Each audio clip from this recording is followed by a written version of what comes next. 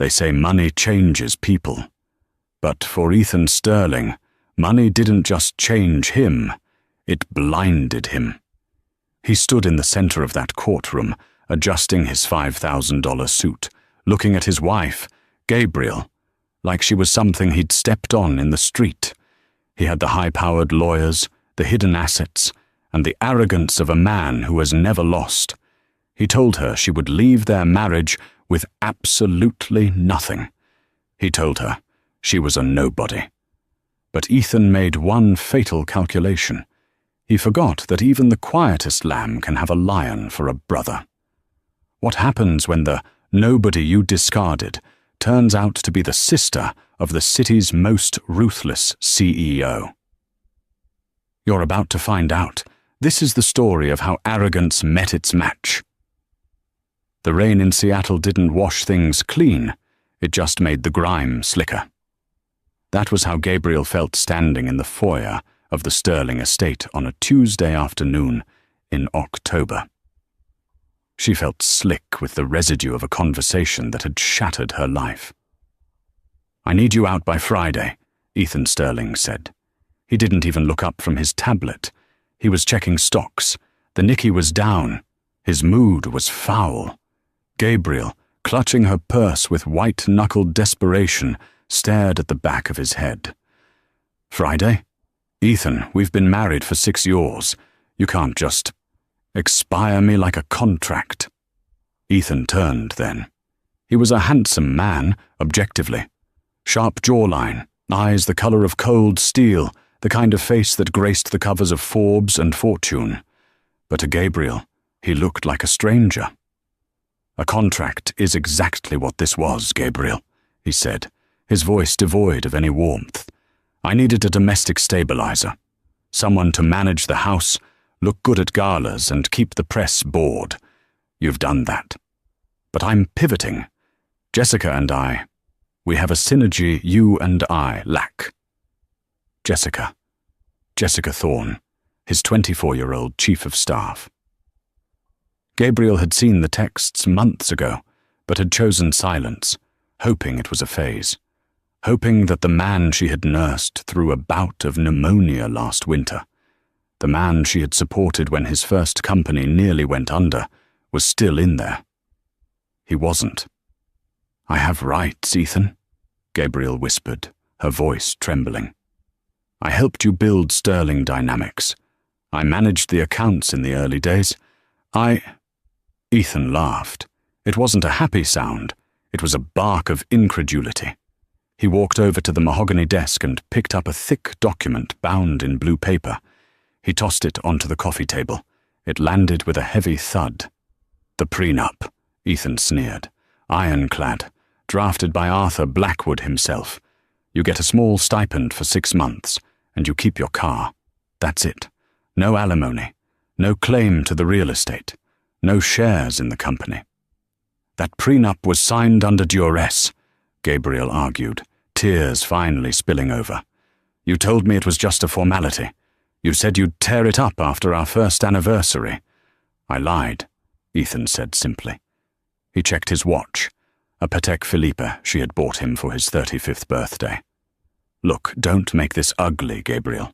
You don't have the money for a lawyer who can go up against Blackwood. Just sign the divorce papers, take the stipend, and go back to whatever it is you people do. Go be a waitress. You were good at that when I found you." He walked past her, brushing her shoulder. He smelled of expensive cologne and betrayal. At the door, he paused. "Oh, and leave the jewelry. The diamonds are company assets." As the heavy front door clicked shut, Gabriel Sterling collapsed onto the cold marble floor. She was 32 years old. She had no job history for the last 6 years, no savings of her own because Ethan insisted on joint accounts she couldn't access, and she was being evicted from the only home she knew.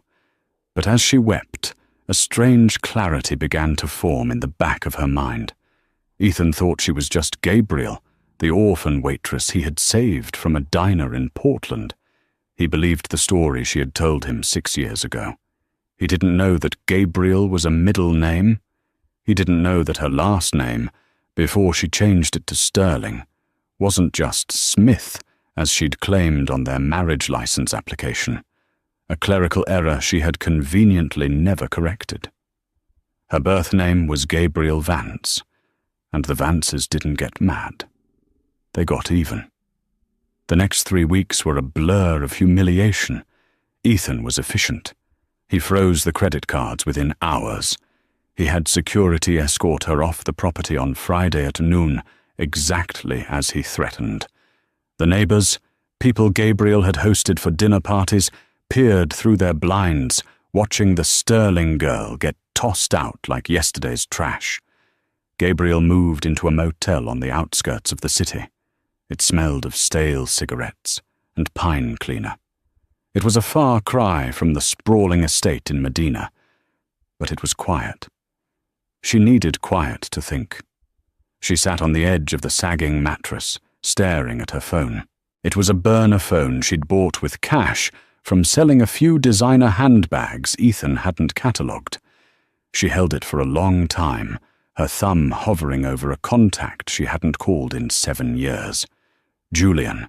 7 years ago, Gabriel had walked away from the Vance family empire. She wanted to be loved for herself, not for the billions her father had made in shipping and logistics. She wanted a simple life. She had run away, changed her identity, and found Ethan. She thought Ethan loved her. She thought she had found her fairy tale. Now, she realized she had just traded one gilded cage for a much smaller, crueler one. She dialed the number. It rang once, twice. "This is a private line," a deep baritone voice answered. The voice was cold, sharp, and terrifyingly familiar. "Who is this?" Gabriel took a shaky breath. "Julian, it's Elle." There was a silence on the other end, so profound it felt like the line had gone dead. "Elle," the voice cracked, losing its steel edge instantly. "Gabriel, where the hell have you been? Dad died thinking you were—" "I know," Gabriel choked out. "I know, Jules, I'm sorry. I can't explain everything right now, but I need help." "Where are you?" The authority was back in his voice. Julian Vance, the current CEO of Vance Global, didn't ask questions. He gave orders. "Seattle, I'm in trouble, Julian. I got married." "Married?" Julian exhaled sharply. "Okay. Is he hurting you? Do I need to send a team?" "He's hurting me legally," Gabriel said, wiping her eyes. "He's divorcing me. He's taking everything. He says I'm nothing. He's using Arthur Blackwood to bury me." "Blackwood?" Julian made a noise that sounded like a dark chuckle. "A shark in a goldfish pond. Listen to me, Gabriel. Do not sign anything. Do not leave the city. I am coming to you." "No!" Gabriel panicked. "If Ethan sees you, he'll know. He'll know I have money. He'll try to sue me for fraud or try to get a settlement from me. I want him to show his true colors. I want to beat him in court on his terms, Julian. I want to see his face when he realizes he lost to the waitress." There was a pause. She could hear Julian tapping a pen against his desk, a habit he'd had since he was a teenager. "You want a spectacle?" Julian said slowly. "I want justice," Gabriel corrected. "Fine," Julian agreed. "We'll play it your way. I'll send you a lawyer, not one of our corporate sharks. That would raise red flags. I'll send someone who looks unassuming, someone Ethan will underestimate, just like he underestimated you. Thank you, Jules." "Don't thank me yet," Julian said, his voice dropping an octave. "You're a Vance, Gabriel. We don't just survive, we conquer. I'll be there for the final hearing, and God help this Ethan Sterling when I arrive." The setup. 2 days later, Gabriel met her lawyer in a diner. Sarah Jenkins looked like a frazzled librarian. She wore an oversized cardigan, thick glasses, and carried a briefcase that looked like it was falling apart. She was perfect. "Mr. Vance briefed me," Sarah said, ordering a black coffee. Her demeanor changed the moment the waitress walked away. Her eyes were razor sharp. I've specialized in contract law for 20 years, but I keep a low profile. To Ethan Sterling and Arthur Blackwood, I'm going to look like a public defender who's out of her depth. That's exactly what Ethan wants, Gabriel said. Good. We're going to let him have it. Sarah smiled, and it was a terrifying expression. We're going to let him hang himself with his own arrogance. We need to document everything, every text, every email, every threat. We are going to drag this out until the final hearing. For the next 2 months, the silent war raged. Ethan grew increasingly aggressive. He sent process servers to Gabriel's motel at 3 a.m. He had Jessica Thorne post pictures of them vacationing in Cabo on the company Instagram account, captioning them, "Finally free of the dead weight." Gabriel printed every single one. She showed up to the preliminary hearings wearing worn-out clothes. She looked tired. She let Arthur Blackwood scream at her in depositions. She stuttered on purpose. "Look at her," Ethan whispered to Jessica during one hearing, loud enough for Gabriel to hear. "She's broken. She'll sign the settlement by Monday just to buy food." Arthur Blackwood, a man who charged $200 an hour, leaned back in his chair and smirked at Sarah Jenkins. "Ms. Jenkins," he patronized, "your client is delaying the inevitable. The prenup is solid. Surrender now, and Mr. Sterling might be generous enough to cover your legal fees." Sarah Jenkins pushed her glasses up her nose. "We'll see you in court, Mr. Blackwood." The trap was set. The date for the final divorce decree and asset division was set for December 10th. Gabriel marked it on her calendar in red ink. It wasn't just the end of her marriage. It was the day the world would meet Julian Vance. The morning of December 10th was bitter cold. Inside the Superior Court of Washington, the air was stiflingly hot. Courtroom 4B was packed. Ethan Sterling had ensured that. He had leaked the hearing date to a few friendly business bloggers, framing it as the final liberation of Sterling Dynamics from a gold-digging spouse. He wanted an audience. He wanted the board of directors to see him cut the dead weight. Gabriel sat at the defendant's table. She wore a simple grey suit she'd bought at a thrift store. It was slightly too big in the shoulders, making her look frail and shrinking. Next to her, Sarah Jenkins shuffled through a stack of disorganized papers, dropping a pen, looking every bit the incompetence lawyer Ethan assumed she was. On the other side of the aisle, the atmosphere was a cocktail party. Ethan sat flanked by Arthur Blackwood and 3 junior associates. Jessica Thorne sat in the gallery directly behind him, wearing a red dress that was entirely inappropriate for court. She smirked at Gabriel, mouthing the word, "Buy." "All rise," the bailiff bellowed. Judge Harrison swept in. He was an older man with a reputation for impatience. He looked at the packed gallery and frowned. "This is a divorce hearing, not a theatre production. Keep it quiet or I'll clear the room." Arthur Blackwood stood up, buttoning his jacket. "Your Honor, we represent the plaintiff, Mr. Sterling. We are here to enforce the prenuptial agreement signed 6 years ago and finalize the dissolution of marriage. This is a straightforward case that the defendant has been dragging out with frivolous delays." The judge looked at Sarah. "Ms. Jenkins, you're representing Mrs. Sterling." "Yes, Your Honor," Sarah squeaked, adjusting her glasses.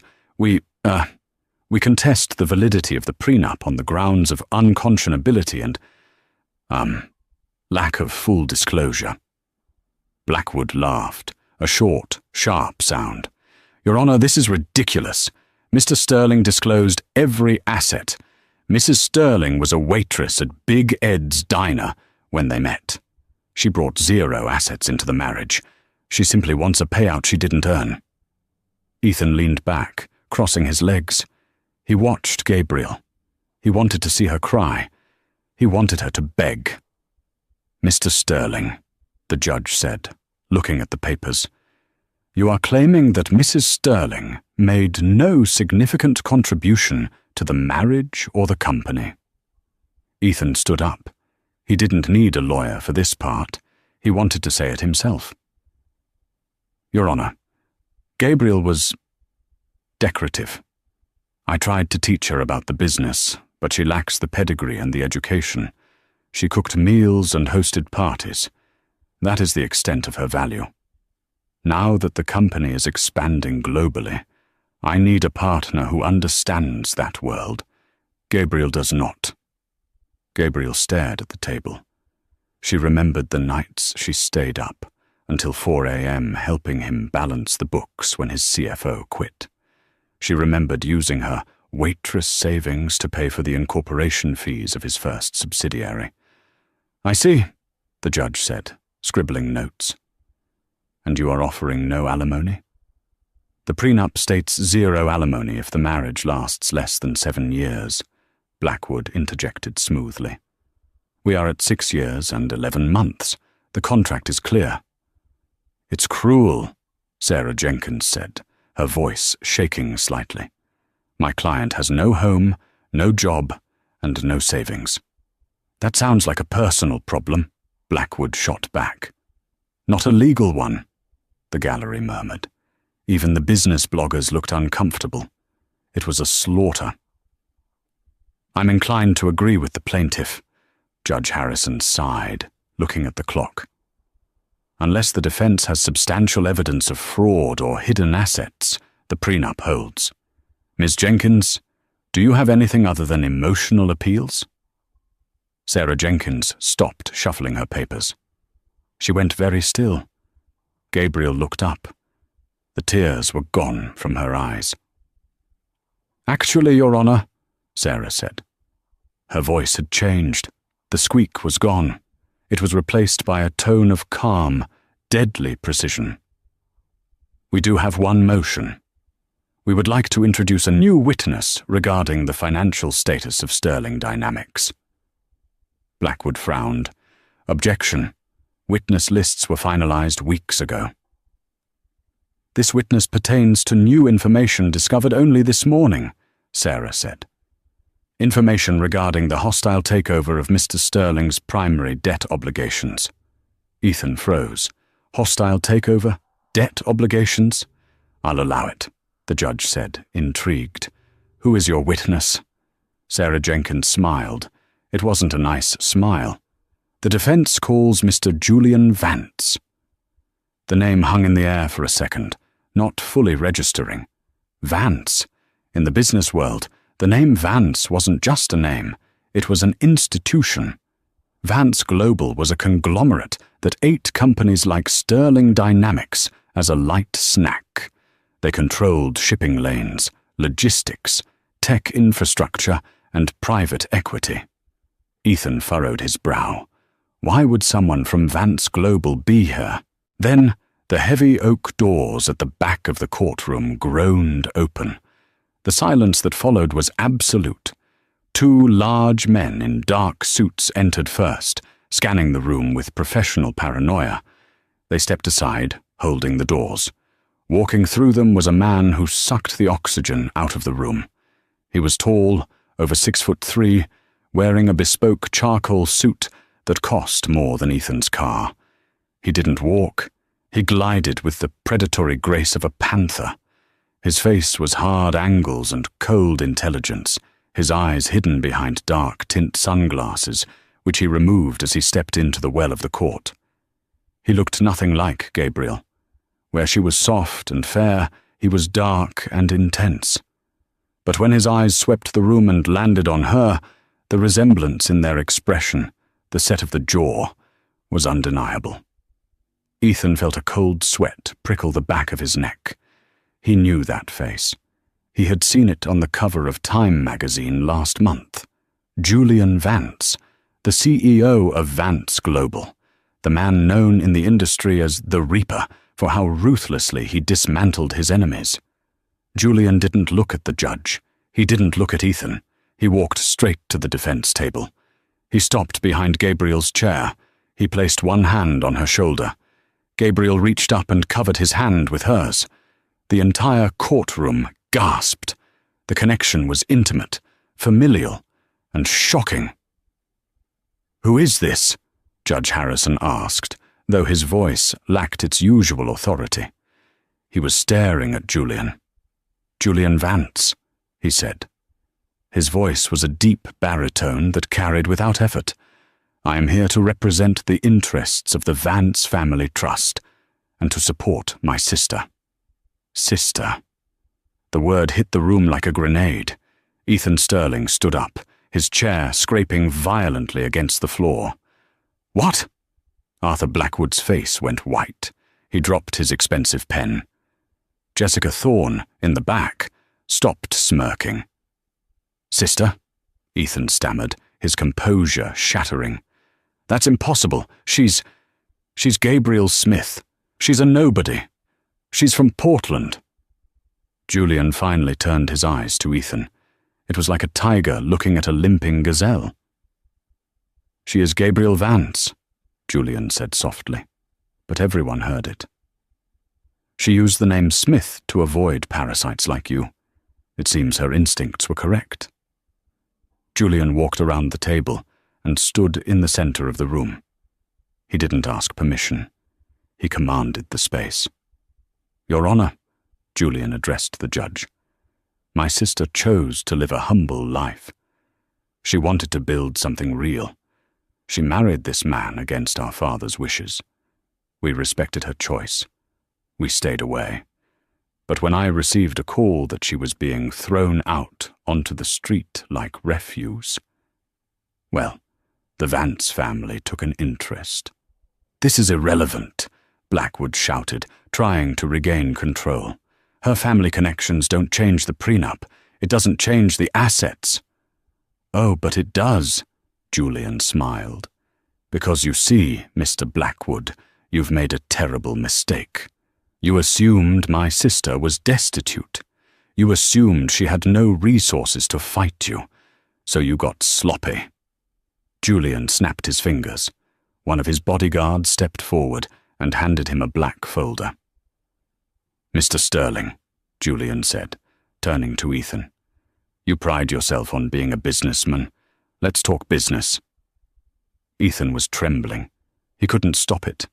The power dynamic had shifted so violently, he felt nauseous. He looked at Gabriel. She wasn't shrinking anymore. She was sitting up straight, looking at him with a mix of pity and resolve. "What are you talking about?" Ethan hissed. "Sarah?" Julian nodded to the public defender. Sarah Jenkins stood up. She took off her thick glasses and tossed them onto the table. Her posture straightened. She no longer looked like a frazzled librarian. She looked like a shark. "Your Honor," Sarah said, her voice crisp, "I am not a public defender. I am the chief legal counsel for Vance Global, and I have spent the last 2 months auditing Mr. Sterling's finances." She picked up a document. "Mr. Sterling claims full disclosure of assets," Sarah began. "However, on page 40 of the prenup, it states that if either party fails to disclose assets exceeding $50,000, the entire agreement is null and void." "I disclosed everything," Ethan yelled. "Did you?" Sarah held up a piece of paper. "What about the offshore account in the Cayman Islands holding $2.4 million, the account labeled consulting fees?" Ethan's face went grey. That's company reserves." "It's in your personal name, Ethan." Gabriel spoke for the first time. Her voice was steady. "You moved it 3 months ago, right before you asked for the divorce. You were hiding money from me." "Because he committed fraud," Julian interrupted. "The prenup is trash, which means, according to Washington state law, this is now a community property divorce. My sister is entitled to 50% of everything." "50% of nothing," Ethan spat, trying to salvage his ego. "The company is leveraged to the hilt. If you take half, the company collapses. I'll file for bankruptcy. You'll get nothing." Ethan smiled manically. "That's right," Sterling Dynamics is in debt. If you void the prenup, you inherit the debt too, Gabriel. Joke's on you." The courtroom went quiet. It seemed Ethan had played a suicide card. If he went down, he'd take her with him. Julian Vance started to laugh. It was a low, terrifying sound. He walked closer to Ethan, invading his personal space. "You really don't do your homework, do you, Ethan?"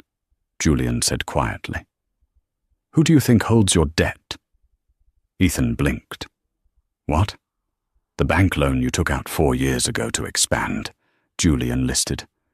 "The mezzanine financing from last year. The emergency credit line you tapped into last week to pay for your mistress's new condo." Jessica Thorne audibly gasped in the gallery.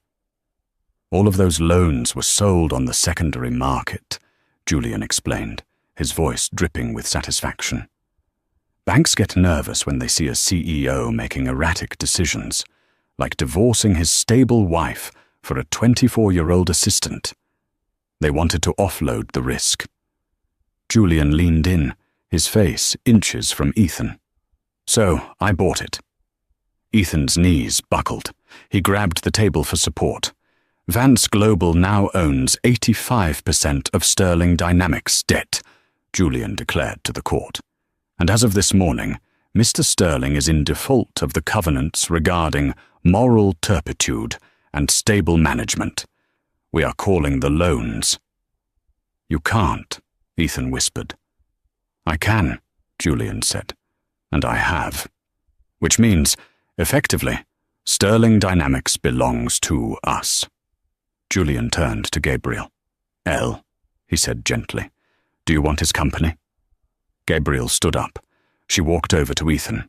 He looked small now, defeated, a man in a suit that suddenly looked like a costume. "No," Gabriel said. "I don't want his company. I don't want his house. I don't want his money." She looked at the judge. "Your Honor, I want him to admit it." "Admit what?" Ethan rasped. "Admit that you didn't build this alone," Gabriel said. "Admit that when you were crying on the floor because the patent office rejected your first prototype, I was the one who rewrote the application. Admit that I made you." Ethan looked at the gallery. He looked at Jessica, who was already texting on her phone, likely calling an Uber to leave him. He looked at Arthur Blackwood, who was packing his briefcase, realizing he wasn't going to get paid. Ethan choked. "Louder," Julian commanded. "You helped," Ethan whispered. "I didn't help," Gabriel said.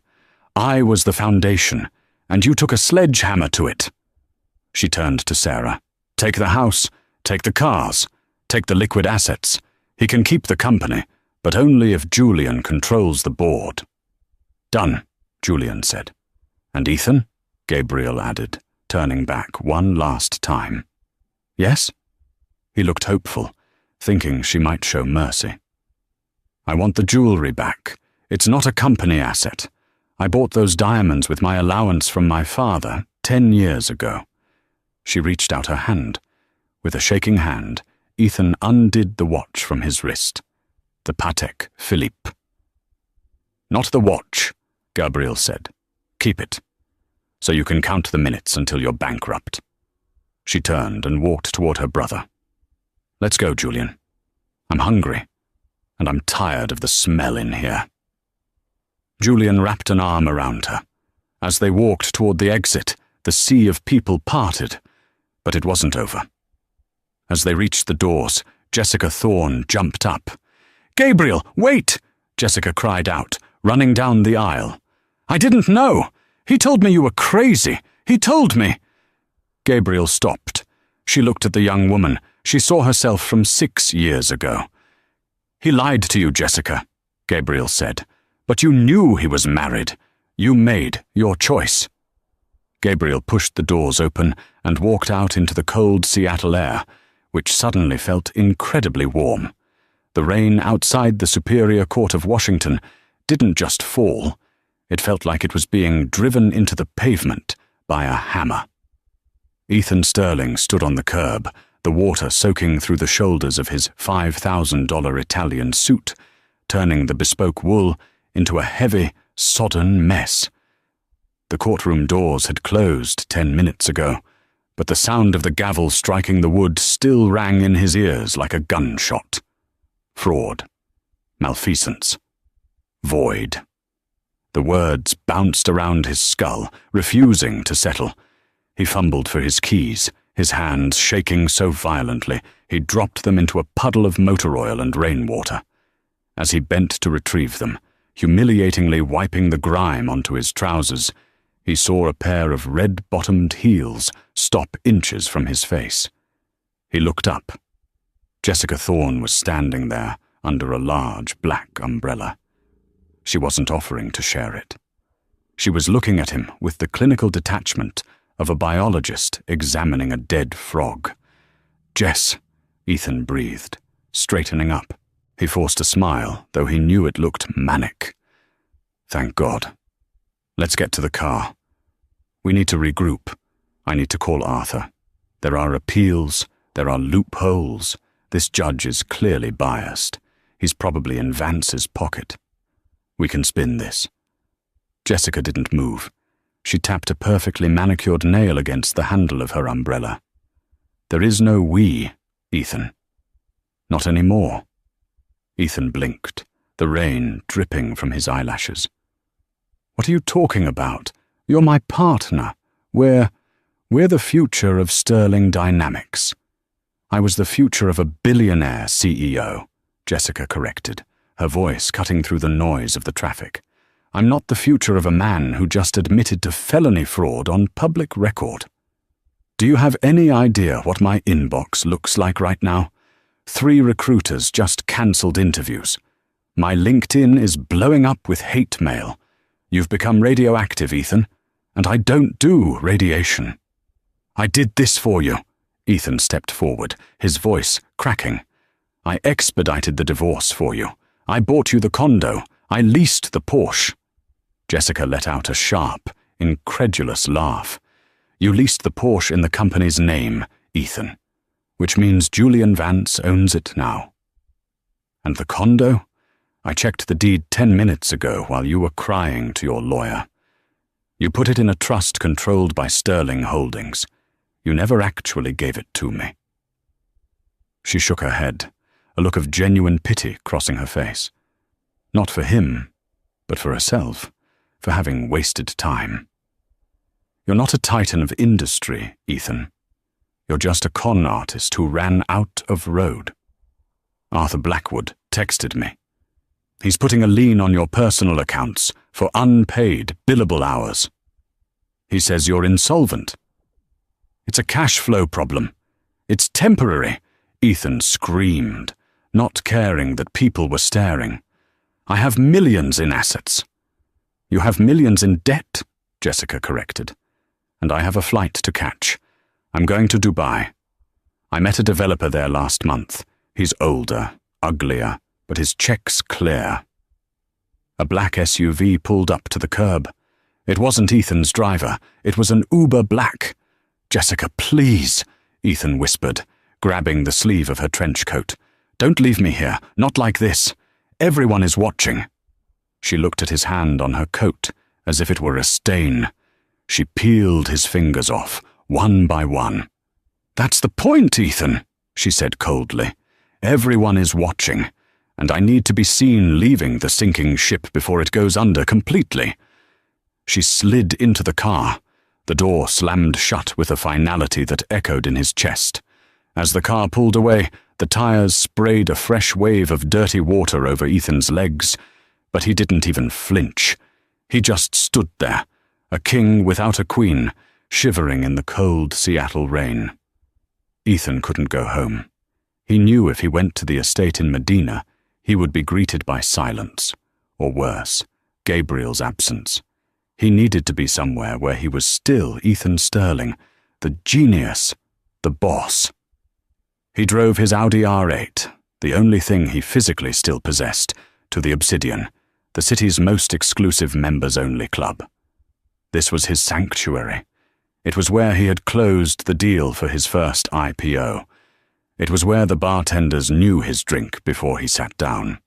He walked up to the heavy oak doors, shaking the rain from his coat, trying to regain his swagger. Henri, the maitre d' who had served Ethan for a decade, was standing at the podium. Usually, Henri would rush forward to take his coat. Today, Henri stayed behind the podium, his face like stone. "Good evening, Mr. Sterling," Henri said. The tone was polite, but freezing. "Henri, Scotch, neat, and a private booth. I have calls to make," Ethan said, moving to brush past him. Henri stepped sideways, blocking the path. "I am afraid I cannot admit you tonight, sir." Ethan stopped. He felt a vein throb in his temple. "Excuse me. I'm a Platinum Founder member. I pay $50,000 a year for this membership." "Your membership was revoked via email 20 minutes ago," Henri said, keeping his voice low so the other guests wouldn't hear. "The Board of Governors has a strict policy regarding members who are under criminal investigation. They felt your presence would disrupt the atmosphere." "Criminal investigation?" Ethan hissed. "It's a divorce case, a civil matter." "I believe the phrase, securities fraud, was mentioned on the news, sir," Henri said, glancing at a TV screen in the bar area. Ethan looked over Henri's shoulder. On the large 4K screen above the bar, the news ticker was running red. His face was on the screen. It was a photo from 3 years ago, where he looked arrogant and untouchable. Next to it was a photo of Julian Vance, looking like the Grim Reaper. The patrons inside, men Ethan had played golf with, men he had invited to his wedding, were looking at him. They weren't waving. They were averting their eyes, sipping their drinks, creating a wall of social silence. "This is ridiculous," Ethan spat, reaching for his wallet. "I'm buying the bar a round. Put it on my black card." He slammed the heavy titanium American Express card onto the podium. Henri sighed, a sound of profound weariness. He picked up the card and swiped it through the terminal. The machine flashed a red light. Henri looked at the readout, then at Ethan. He didn't hand the card back. He dropped it into a slot under the counter. "The issuer has flagged the account, sir. I am instructed to retain the card." Ethan felt the floor tilting beneath him. That card was his lifeline. It was his identity. "Give it back," Ethan growled. "That's theft." "Please leave, Mr. Sterling," Henri said, signaling to 2 large security guards standing in the shadows. "Before we have to escort you." Ethan backed away. He looked at the warm, golden light of the club, the laughter, the clinking glasses, a world he had clawed his way into, a world that had just spat him out. He turned and ran back to his car. He sat in the driver's seat, gripping the steering wheel until his knuckles turned white. He screamed, a primal, raw sound of rage that fogged up the windows. He had nowhere to go. He checked his phone. 7 missed calls from reporters, 0 calls from friends. He reclined the seat of the $200,000 sports car and closed his eyes. For the first time in 10 years, Ethan Sterling slept in his car. The next morning, Ethan woke up with a stiff neck and a plan. Denial is a powerful drug, and Ethan had overdosed on it. He pulled into the executive parking garage. His spot, reserved for CEO, was empty. He parked, feeling a flicker of relief. At least they hadn't painted over his name yet. He took the private elevator to the top floor. He straightened his tie in the reflection of the brass doors. He needed to look powerful. He needed to channel the energy that had built this company. The elevator doors pinged open. The 40th floor was usually a hive of activity, phones ringing, analysts shouting, the hum of commerce. Today, it was silent. The open plan office was packed, but no one was working. The entire staff, nearly 200 people, were standing in the center of the room. They weren't looking at their screens. They were looking at the large glass wall of Ethan's corner office. Inside the office, sitting at Ethan's desk, was Julian Vance. Julian wasn't alone. He was surrounded by a team of people Ethan didn't recognize. Men and women in severe grey suits, typing furiously on laptops that were plugged into Sterling's servers. Ethan stormed through the bullpen. What is going on here? Why isn't anyone working? The sea of employees parted. Usually they moved out of fear. Today they moved out of curiosity. They wanted to see the crash. Chloe, the receptionist, stood near the door. She looked terrified, but she didn't step aside. "Get out of my way, Chloe," Ethan snapped. "She's following orders, Ethan," Julian's voice boomed. Julian pressed a button on the desk, activating the speaker system. His voice filled the entire floor. "Come in. We were just getting to the good part." Ethan pushed past Chloe and burst into his office. "You have no right to be in my chair. The bylaws state that a CEO can only be removed by a majority vote of the board." "Correct," Julian said calmly. He spun the chair around, Ethan's ergonomic leather throne, and at 8:00 a.m. this morning, the board voted, unanimously. Even your old college buddy, Greg, voted against you. Turns out, Greg doesn't like it when his stock options plummet by 40% in a single day. Julian picked up a stack of documents. "But we aren't here to talk about bylaws. We're here to talk about forensic accounting." Julian motioned to a woman standing next to him. She was sharp-featured, wearing glasses that looked like they could cut glass. "This is Ms. Lin. She's an auditor for the SEC. She's been very interested in your Creative Development Fund." Ethan felt the blood drain from his face. That is a classified R&D budget." "Is it?" Ms. Lin spoke up, her voice dry and raspy. "Because according to these wire transfers, the Creative Development Fund paid for a villa in Tuscany, a $60,000 diamond necklace from Cartier, and a retainer for a divorce attorney named Arthur Blackwood." The staff outside the glass walls gasped. The intercom was still on. Everyone could hear. That's a clerical error," Ethan stammered. "I can explain. I intended to pay it back." "That's called embezzlement, Ethan," Julian said, standing up. He walked around the desk. He looked massive, towering over Ethan. "And we found the second set of books, the ones you kept on the encrypted drive in your safe, the ones that show Sterling Dynamics has been technically insolvent for 18 months. Julian leaned in close. "You've been running a Ponzi scheme, Ethan. You've been paying old investors with new debt, and you've been using my sister's credit rating to prop up the loans." "She's my wife," Ethan yelled. "Her assets are my assets." "Not anymore," Julian said. "Now she's your creditor, and I'm her collection agent."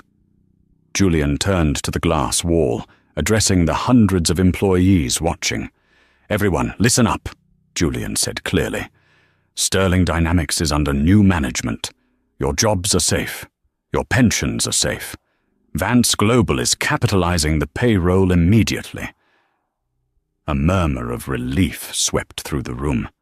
Some people actually cheered. "However," Julian continued, pointing a finger at Ethan, "there is a tumor we need to cut out." 2 security guards, men Ethan had hired, men whose Christmas bonuses he had cancelled last year to pay for his car detailing, stepped into the office. "Frank," Ethan said, looking at the head of security. "Frank, escort this man out." Frank looked at Ethan. He looked at the way Ethan was sweating, the way his suit was wrinkled from sleeping in the car. "I take my orders from the CEO, Mr. Sterling," Frank said. He turned to Julian. "Sir?" "Remove him," Julian said. "And Frank, take his badge and his phone. It's company property." "No!" Ethan backed into the wall. "You can't take my phone. All my contacts are on there." "They aren't your contacts," Julian said. "They are company leads." Frank stepped forward and held out his hand. "Phone, sir, and the keys to the R8. The auditor says the lease is in default." Ethan stared at them. He was being stripped, layer by layer, the CEO title, the office, the phone, the car.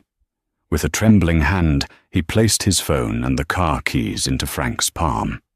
"Escort him out," Julian commanded, "and make sure he doesn't take so much as a stapler." The walk from the corner office to the elevator was the longest journey of Ethan's life. Frank held him by the elbow, not roughly, but with a firm grip that made it clear Ethan was now a prisoner, not a boss. He walked past the desks of people he had terrorized. He passed Sarah from marketing, whom he had made cry last week because the font on a presentation was too pedestrian. She was drinking coffee, watching him with a small, satisfied smile. He passed the junior developers he had forced to work 80-hour weeks without overtime. They weren't working now. They were holding up their phones, recording him. He could see the captions already. "You're all fired," Ethan shouted, his composure snapping. "I'll fire every single one of you when I get back." "Keep walking, sir," Frank said, tightening his grip. They reached the elevator. The doors opened. Frank shoved him inside. "Don't come back, Mr. Sterling," Frank said. "If you set foot on the property, we have orders to call the police for trespassing." The doors closed, cutting off the view of his former kingdom. Ethan stood in the mirrored box, alone. He looked at his reflection. He looked old. He looked small. The taxi ride to Medina cost Ethan his last $40 in cash. He had the driver drop him off at the gate of his estate. He punched the code into the keypad. Error. He tried again. Error. Damn it. He kicked the gate. It held firm. He had to climb over the perimeter fence, tearing his suit trousers on the wrought iron spikes. He landed in the mud on the other side. He limped up the long driveway. The house loomed ahead, a modern masterpiece of glass and steel, but something was wrong. There were trucks in the driveway, not moving trucks, police trucks, and a white van marked Asset Forfeiture Unit. Ethan ran toward the front door. "Hey, what are you doing? This is private property." A sheriff's deputy stepped out of the front door, holding a clipboard. "Ethan Sterling?" the deputy asked. "Yes. Tell these vultures to get out of my house." "This isn't your house, sir," the deputy said calmly. "We are executing a seizure order issued by the court this morning. The property and its contents have been seized to satisfy the judgment in Sterling versus Sterling, as well as pending liens from the IRS.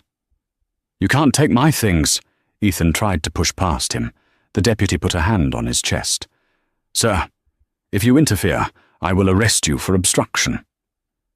Ethan watched helplessly as men in jumpsuits carried out his life. There went his collection of vintage guitars. There went the painting he bought in Paris. There went the humidor filled with Cuban cigars. "Where is my wife?" Ethan demanded. "Where is Gabriel?" "Miss Vance is not on the premises," the deputy said, though her attorney was here earlier to oversee the inventory. Ethan walked around to the side of the house, peering through the living room window. The house was being gutted. It looked like a skeleton. He saw something on the floor of the patio. He walked over to it. It was a photo frame. The glass was cracked.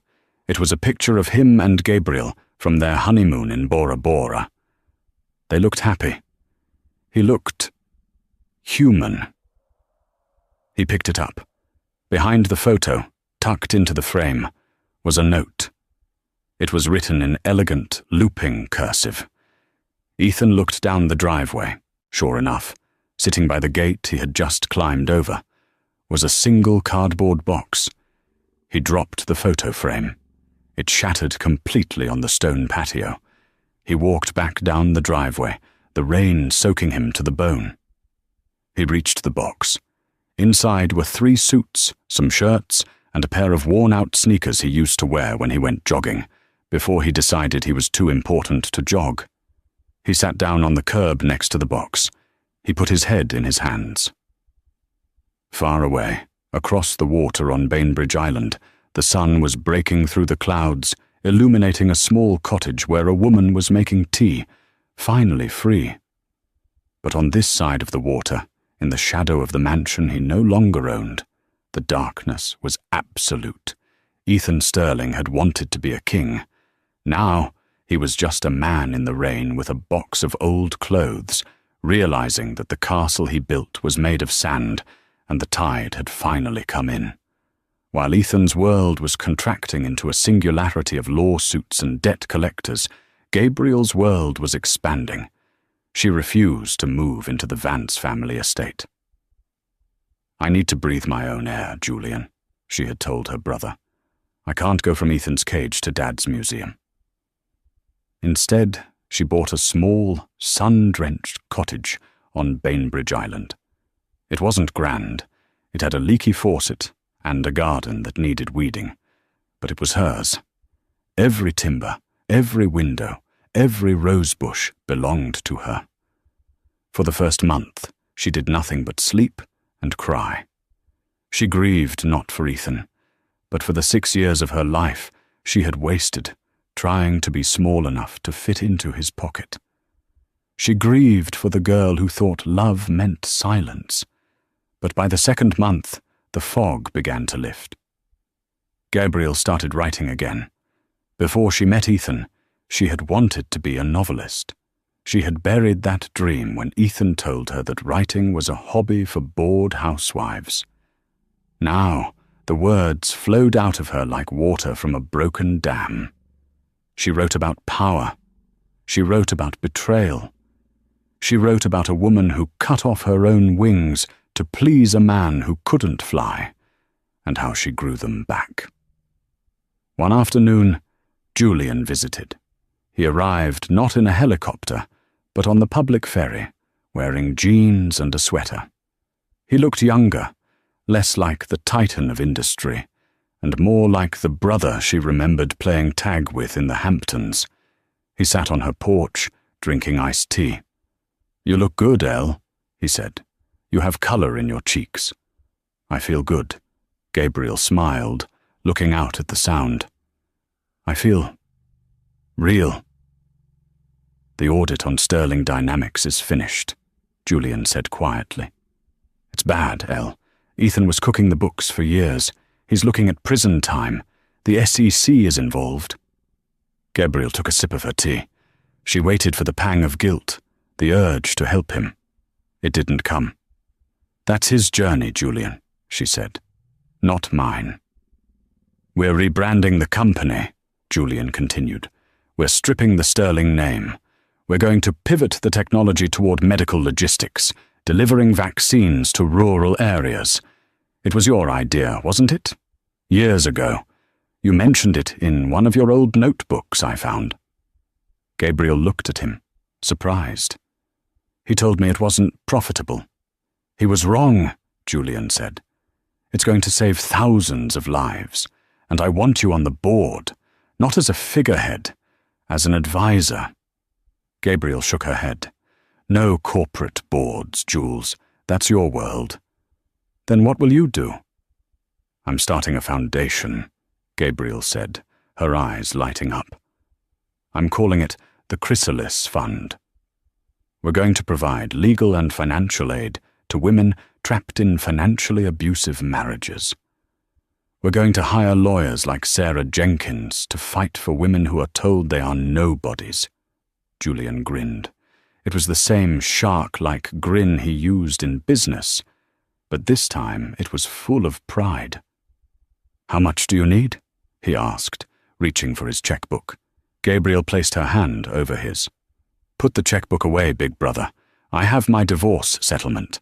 I have half of the liquid assets Ethan tried to hide. I'm funding this myself." 6 months later. The New Beginnings Gala was the social event of the season in Seattle.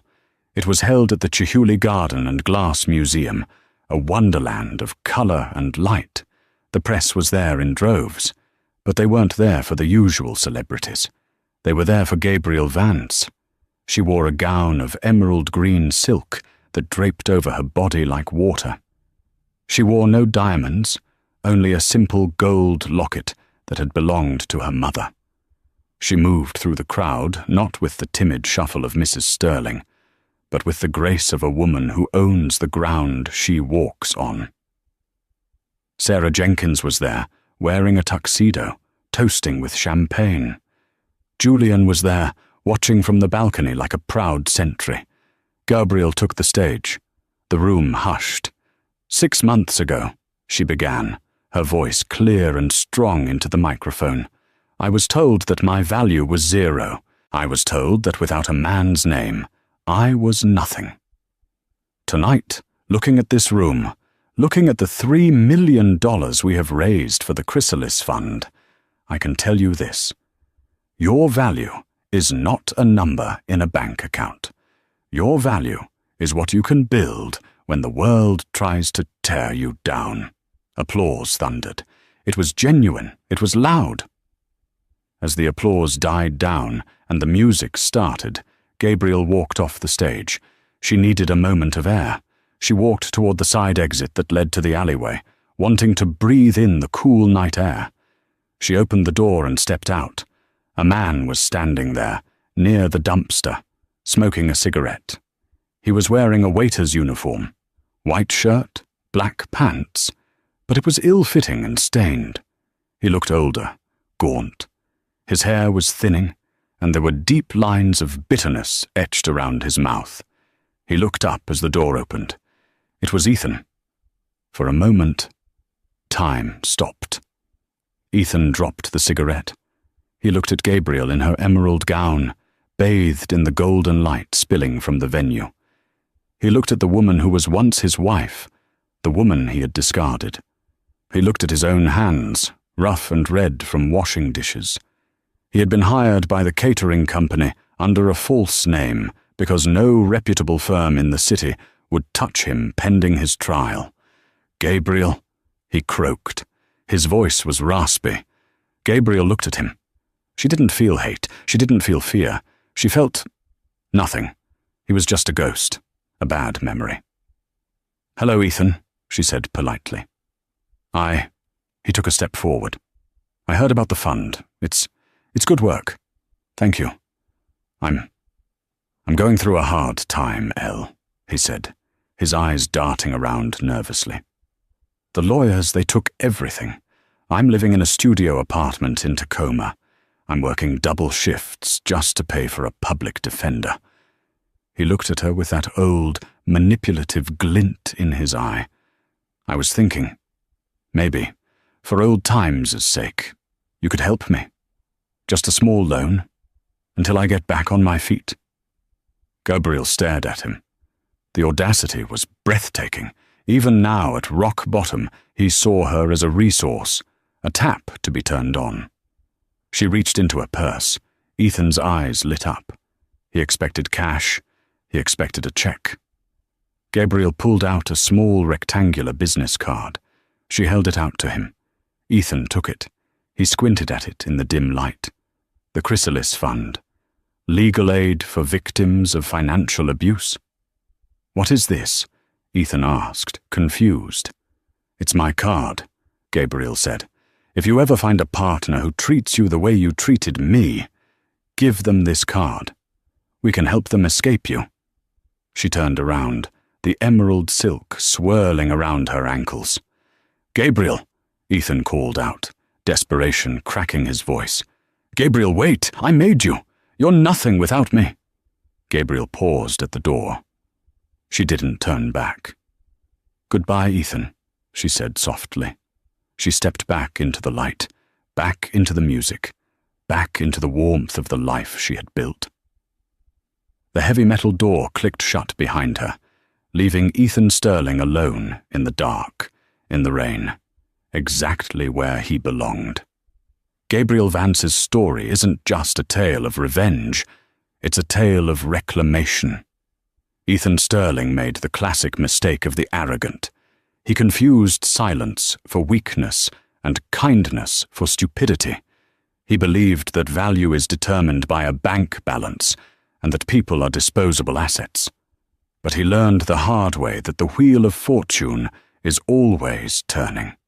The woman he threw away became the architect of his downfall, not by becoming a monster like him, but by embracing the very strength he tried to suppress. In the end, Ethan was left with the hollow emptiness of his own greed, while Gabriel found true wealth, not in her family's money, but in her own resilience, her own voice, and her ability to lift others up. It serves as a timeless reminder. Be careful who you step on while climbing the ladder, because they might just be the one holding it up. If you enjoyed this story of justice served cold, please hit that like button, subscribe button, and ring the notification bell. Thanks for watching.